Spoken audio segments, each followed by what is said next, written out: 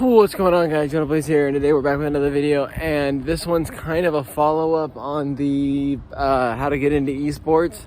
I figured I didn't give enough personal experience in that one, but it's way too long of a story not to.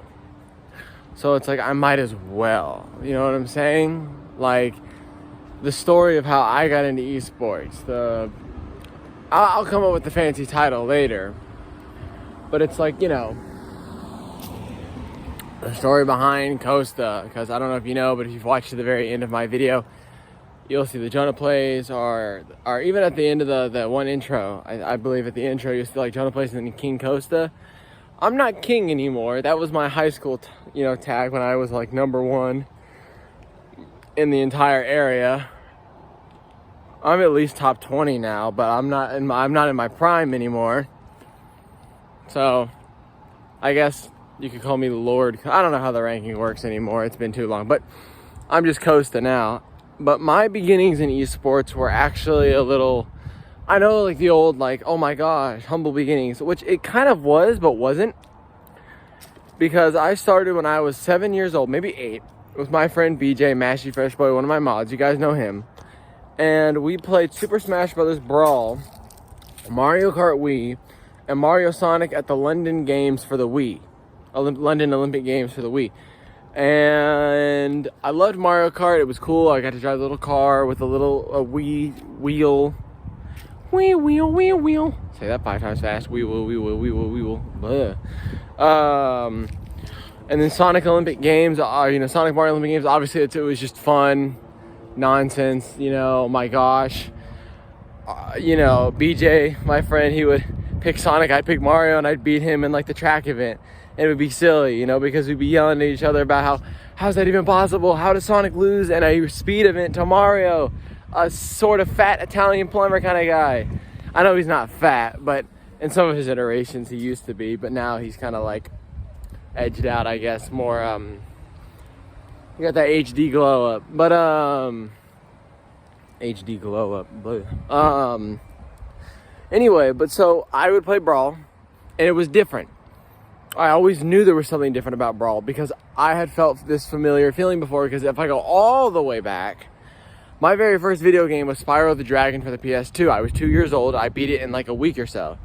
Then I moved on to the Sly Cooper series.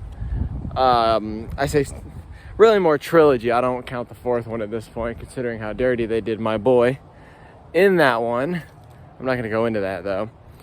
And sorry if the camera's super wobbly today, or if my face just kind of ends up keep going this, like this, because my arms are exhausted. My sleep schedule is kind of torn up. I decided not to sleep last night because I had a funeral to go to this morning. And then I got home from the funeral and slept from like 1 till almost 5 or 6, and now it's 7 something.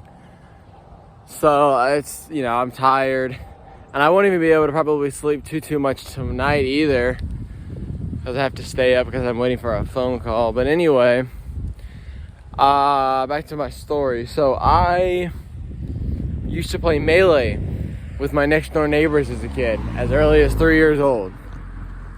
So I started my Smash career, to go aside from the rest of video gaming, my Smash career at 3 years old.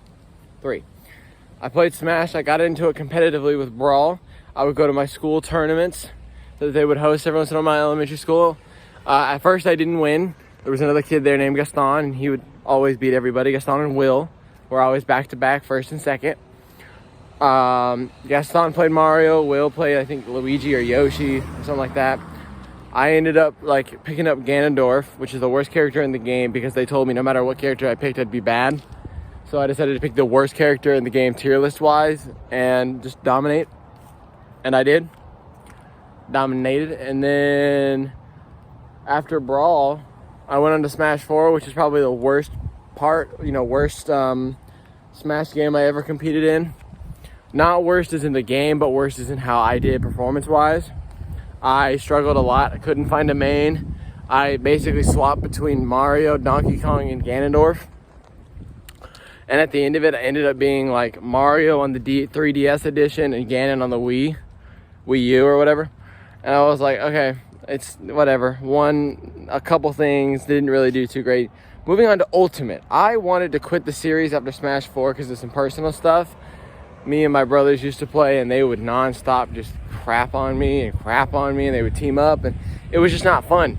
And anytime I thought about playing Ultimate, I would just get that memory flowing back. If I don't want to do another game of that without, and not being good. But my friend BJ pulls up at lunch, and he's like, guys, look at this, this trailer. And he shows us the old trailer with the Inkling girl with the Smash ball in her eye. And we sit there, and it was like, oh my gosh, that's crazy. It's Smash. And then we didn't think anything of it. Smash comes out. It's fourth period. I'm in my video game design class. Some kid in the back was running friendlies. He brought his Switch, and he goes, I got 2 Joy-Cons. I'm running friendlies. Let's go. So I go back there. I will never forget this. I go back there. It birthed a legend, basically. A king was born that day. I go back there. He decides to pick Link on one of the Breath of the Wild stuff. It's the Breath of the Wild stage, like the Great Plateau Tower or something like that, I believe. And it was 3 stocks, 7 minutes, no items. The competitive rule set. But then we also, I picked Mario in the Mario Maker alt, which means the outfit that I chose was the construction worker looking, Bob the Builder looking one. And then I proceeded to 2-stock him. I lost my first stock against him, and I took all of his before he took any more. And it was great, I did fairly well. And I went to lunch to go tell everybody about it. And then they're all playing at lunch. So I picked up Mario, and I was playing. And then one time I think I went random. I got Mewtwo, the Pokemon. I love Pokemon. Especially recently, I've been getting back into it. I do love Pokemon. Obviously, I don't have the same innocent appreciation for it as I did when I was a kid. Just because of how life and the internet is, sadly. But I still love it. Like, I don't have the attention span to sit and watch a full series of like the Indigo League, and I don't have the heart nor the soul to sit there and dare watch the Disney version of the anime, because that is absolute mad disrespect. But like right now, I'm replaying Pokemon Platinum on my DS, and I'm gonna replay all the ones I own. So it's gonna go from Platinum, Black, White 2, X, Omega Ruby, which I know Ruby is not technically because it's the remake. I'm doing it by release date, not by timeline. Omega Ruby, and then Sun. And then I might even go out and see if I'll pick up like Sword and Shield and Scarlet and Violet and play those. But I definitely want to pick up the Diamond and Pearl remakes, and y'all saw that video obviously. But anyway, I digress. So returning to what I was saying, I picked up Mewtwo because he was such a cool like character. I didn't know how to explain it, but something in my head was like, I want to play this character. This is pretty cool. So I picked up Mewtwo, cool character, and I started to win more and more and more and more, to the point where I remember this to this day. I walk up to the table. There's my friend Alex, BJ, our friend Angel, Zach, Mason, Mark. Everybody's there. There's also another guy, but for my girlfriend's sake, I won't name him. Because, long story, not a nice guy to her and her past. What's it called? I walked up to the table, and all of them, after a couple days of us playing Smash in a row and me getting good, mind you, I didn't even own a Switch at this point. Like, we didn't own Smash. It came out like December 7th or 8th of 2018. I didn't even get a copy of Smash for my own until Christmas. And it wasn't even mine. It was my brother's. It was on his Switch with his copy. Currently, I own his copy now. Like, it's mine. At this point, he doesn't use it. I play Smash, but it's just mine. Like, I took it to college. I've done everything with it. He just doesn't care. It's mine. And that's fine. But I have my own Switch now, so at least that's good. But anyway, as I was saying, so I played Mewtwo. I walk up to the table, and they're like, I'm not going to say what they really said because I can't for the video, for the kids watching, but they're basically like, bleep, it's him. Oh no, we're gonna lose, gosh dang it. They're all upset. They're like, oh shoot, it's him. It's Costa. And, I pulled up, played my Mewtwo that day, and I beat everybody except for one guy. And then I Well, I remember sitting there and I was like, okay, what am I going to do to beat this guy? Went the next day, and then I lost to him and what would be the second best player, which is my friend Angel. And then eventually I was like, okay, I got to stop losing. So I got better. I tried to practice. I looked up videos, but I didn't have a Switch. So finally Christmas comes and my parents got him, my brother, Switch and Smash. And I was like, yes. So I played. And then I finally got good enough to beat the second best player. I went to the library tournaments nearby. I always place top 3 or top 5. I've never once in a single library tournament, minus the Smash 401, placed anything below top 3 or top 5 to that extent, which is fine. And then I ended up dropping Mewtwo when I went random one day after I just lost a bunch and I just couldn't hold on. It just didn't feel right anymore. Like, it lost its cool touch. I was like, I like Pokemon, but I want to win. I want something more. Something I can control the match with, not have to wait for an opening and get lucky enough to hit it. I want to be the opening. And so by an act of God at this point, divine intervention, I went random and got Simon Belmont, my current main, who I'm top 10 in the world with. And everything basically went from there. I started to go to regular tournaments, one called Empire Central. I won a bunch of library tournaments to the point where the teen council, which my girlfriend was on, by the way, my current girlfriend, and they voted a rule that would basically say, like, if you win one, you have to skip one and then go to the next one to give others a chance to win, which is pointless, by the way, because that guy who I couldn't beat, he was the other one who was winning. So it was just me and him winning back and forth. So his rule was basically just stupid, because at that point it's like, okay, yeah, sure, I'm not winning them all, but now it's us winning them all, so there's no difference. It's just the amount of players that are keep winning. But so then I started going to regular locals. I remember, I think it was the second or third time I went, somebody made a bet that I would never get top 8, which top 8 is the top 8 players that performed at the tournament. And I remember I made this insane losers run one Saturday that I was going to a birthday party and everything, so it was a lot of stress and pressure. But I made this insane losers run, beating this guy my older brother went to high school with. So that was pretty cool. I didn't even know that. His name was Puff, or his tag is Puff. I'm not going to say his name. And then, out of respect. And then I ended up getting top 8. And I have a shirt that I still wear to this day. I think I wore it yesterday or the day before. Sorry about that. I had gunk in my throat today. I don't know, I woke up and it was all like, yeah. But, yeah, so I beat him. I went to the bar tournament nearby and I played those all the time. And then I went off to college, in high school. After that, he came to me and challenged me at my friend Alex's birthday party. We went to go get some pizza and go watch Avengers Endgame. That tells you how long ago the story was. Or what time frame this was. It was April of that year that Endgame came out. We went to go see it. And the guy walks in, he goes, hey, on Tuesday, because I won't be at school Monday, on Tuesday we're going to play a best of 5, which means I have to win 3 games. And the winner of that is declared number 1 in the school, and we didn't know this at the time, but would also technically be number 1 in the school district, since it was literally up to that. It was me and him fighting for number 1 in everything at that point. Because I ended up being, after I beat him 3-0 that Tuesday, to the point where he blew out his hand and got a hand injury and couldn't even play Smash the same ever again. Sorry, bro, it is what it is. But yeah, I beat him that bad. He rage quit for the first time ever. It was that big of a deal. I became number 1 at the school, number 1 in my school district, and I held both of those titles from the years 2019 through 2021. So for about 2 to 3 years, I really kind of dominated at Smash and esports at my high school. I was the only person to win all 4 years in a row at our homecoming tournament that the school would host, not us. The school hosted in the library a Smash tournament every year. And we ended up, I would always attend it. I remember winning my last one as a senior.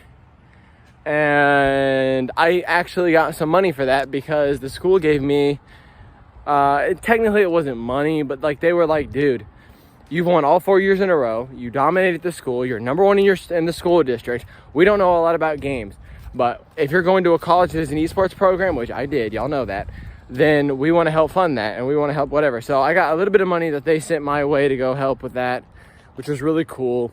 And then, you know, like I said, afterwards, I went up to the Austin area of Texas where I went to college. And I will be going back hopefully soon, and depending. And then I joined the esports team there, and some things happened. I'm not going to go into the, you know, rougher side of things, but basically I joined. I was part of the Smash team. I went to locals. I placed high, won a couple things. I was doing really good. I started a relationship with a girl that ended, unfortunately, very poorly about a year ago. And that was tough. And ever since the breakup, it affected me very much mentally, because when I went back to school, obviously it's hard because you see that person everywhere. But then they also turned around and attacked me all the time, accused me of things. The school basically did nothing, but in fact, the school really attacked with her. I mean, it was like, you know, the odds were against me. And so I came home all mentally just kind of busted and emotionally busted. And I've never really kind of fully recovered. So, you know, esports right now has been a bit tough. You know, some of the tournaments, I'm not in the right mindset. I'm always tired. My sleep schedule has been messed up since, you know, college. I mean, at this point, I just stay up all night and sleep all day. So, you know, anyway, enough about my personal. But yeah, so, and now I'm looking to go back, you know, continue with the esports. I, you know, have a couple different job opportunities within esports as well, in gaming. I think that's really cool. I think one of the biggest things for me is that I'm going to try and go to more major tournaments as time goes on. I don't know if I'll be attending any more majors this year. I attended Low Tide City 2023 and did very poorly. And it was something, I mean, it definitely shook me, because I was like, all right. It was either a moment where I said, all right, I quit. I had a good run for a long time. I was on top for a while, and now I can say, you know, it's done. Or I can ride this, go home, practice, go to more locals and online tournaments, and keep fighting. And that's exactly what I did. I've come home, I've played online tournaments all the time. I have, what's it called? I have done a lot in terms of trying to get better. I've practiced and practiced. I have a big monthly at the end of this month on the 30th. And hopefully my girlfriend gets to go. Carmen, you know. But other than that, I mean, that's kind of where I'm at with esports right now. It's kind of from start to finish. I mean, there's some little details in the middle. I'm sure I can tell you about specific tournaments, people who I've met through esports, people I've discussed with, ideas and projects I've been a part of. All that stuff, I'm sure I could, you know, but I could honestly talk about that for another 20 minutes, and it's already been 20 minutes this vlog. So thank you guys for watching. I hope you enjoyed. Shout out to the first person who watched the video. Shout out to anybody trying to get interested in esports. If you found my story similar to yours, let me know. If you also play Smash, let me know what your main is, and if you've won any tournaments, how you're doing, you know. And if you're needing any help in getting into esports and networking, leave a comment down below with your Discord or some kind of information, and I can get back to you. And I will try my best to assist in any way if that's something that you're interested in, because I'm always interested in helping people getting into esports, because I think it's a great thing. Not enough people consider it a sport even, which is upsetting. More and more places now are. I give it credit. You know, you go down to New York City and Japan, you see like the big Fortnite billboards or whatever, which I'm so bad at Fortnite, dude. I was playing a game of solo no build earlier, and I was just, I had a bucktooth, a sawtooth, whatever it is, a really good shotgun, and just a semi-automatic rifle, and I was doing really good, full health, full shields, and this Goku Black shows up, and he kills me with a shotgun, and I just couldn't aim. I was so bad. I had full health, full shields, and he didn't. Oh, it was bad. It was really bad. But anyway, but yeah, like I said, thank you, and I will see you guys in my next one. Have a good day, or good night, and good